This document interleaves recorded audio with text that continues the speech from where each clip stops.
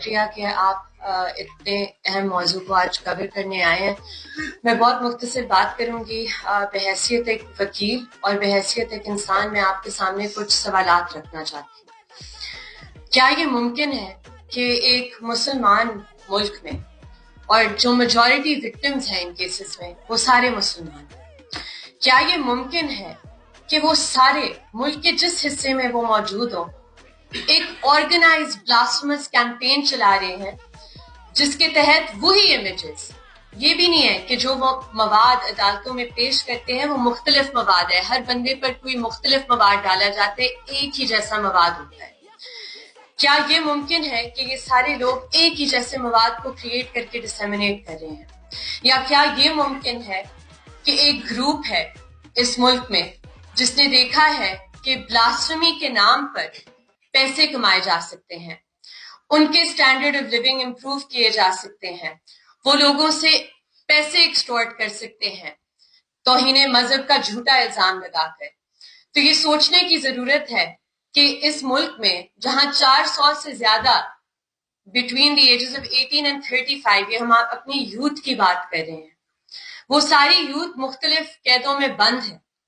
اور جیسے ابھی فرمایا گیا کہ سندھ ہائی کورٹ کے علاوہ کوئی بھی عدالت ایک فری اور انڈیپینڈنٹ ماحول میں آپریٹ نہیں کری. اور بحیثیت وکیل ہم یہ ہر روز دیکھتے ہیں عدالتوں میں جب ہم پیش ہوتے ہیں ٹرائلز کے دوران، ہم ایک کلائنٹ کو ریپرزینٹ کریں جو نابینا ہے اور اس پر الزام لگایا گیا ہے کہ اس نے بلاسفیمس کانٹینٹ ڈسیمینیٹ کیا ہے. تو آپ اپنے آپ سے پوچھیں کہ ایک نابینا شخص کیسے دیکھ سکتا ہے، کیسے بلاسفیمس کانٹینٹ کریٹ کر سکتا ہے؟ یہ جو ایک اہم مطالبہ آج ریز کیا گیا ہے، اور میں اپنی بات کا ادھر اختتام بھی کروں گی، کہ حکومت کے سامنے یہ سارے شواہد موجود ہیں. National commission of human rights کی رپورٹ، سندھ ہائی کورٹ کے بیل آرڈرز، فیکٹ فوکس کی investigative report, special branch Punjab کی رپورٹ.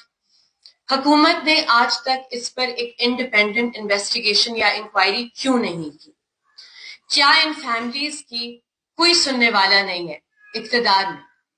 اور کیا کل کو یہی لوگ جو اقتدار میں بیٹھے ہوئے ہیں ان کے گھروں میں بھی یہی آگ پھیلے گی؟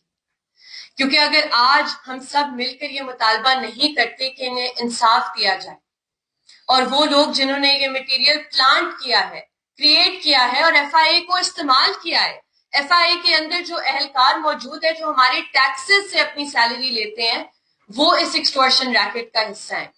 تو یہ سوالات ہیں جو میں آپ کے سامنے رکھنا چاہتی تھی. ہم سب کو مل کر سوچنا ہوگا اور یہ مطالبہ کرنا ہوگا کہ حکومت جلد سے جلد اس پر ایک فری، فیئر اور ایکسپیڈائٹڈ انکوائری اور انویسٹیگیشن کرے، اور تمام جو وکٹمز ہیں انہیں ریلیف دے جب تک یہ ایک انڈیپینڈنٹ انویسٹیگیشن کنکلوڈ نہیں ہوتی. Thank you.